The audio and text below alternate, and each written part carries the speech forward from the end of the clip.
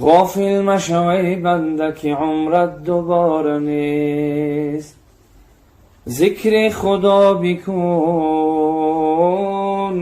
که از مرگ چاره نیست. در زندگی بکوش که فرصت همین دم است. در زندگی بکوش که فرصت غنیمت است. زیرا که روز مرگ به کس آشکار نیست. زیرا که روز مرگ به کس آشکار نیست.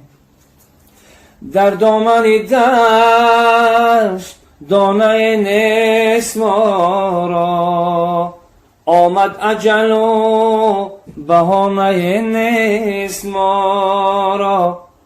آمد اجل و سر به بالین کردیم.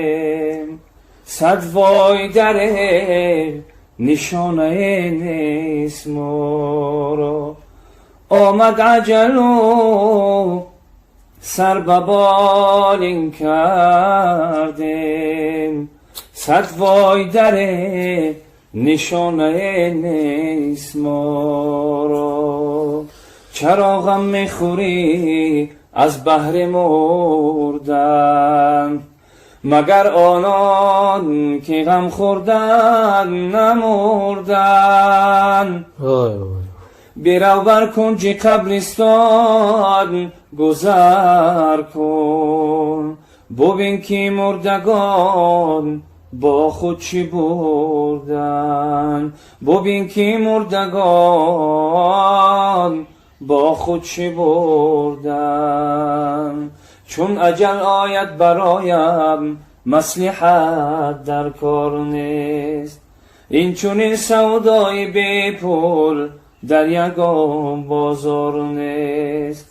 می روم با 100 هزاران حسرت و درد و الم. درد و الم جسم و جانم را دیگر هیچ قوتی آزار نیست.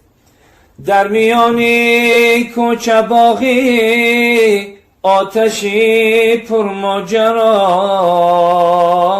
جز خدا و مصطفی بر ما کسی غمخوار نیست.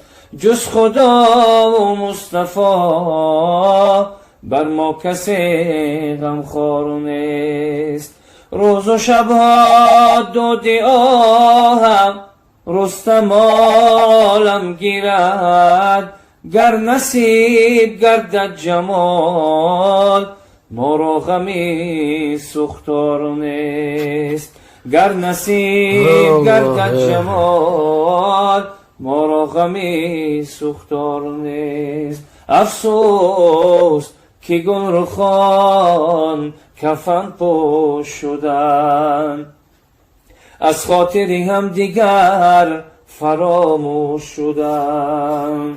آنان که به 100 زبان سخن می گفتن رفتند و به زیر خاک خاموش شدن. رفتند و به زیر خاک خاموش شدن.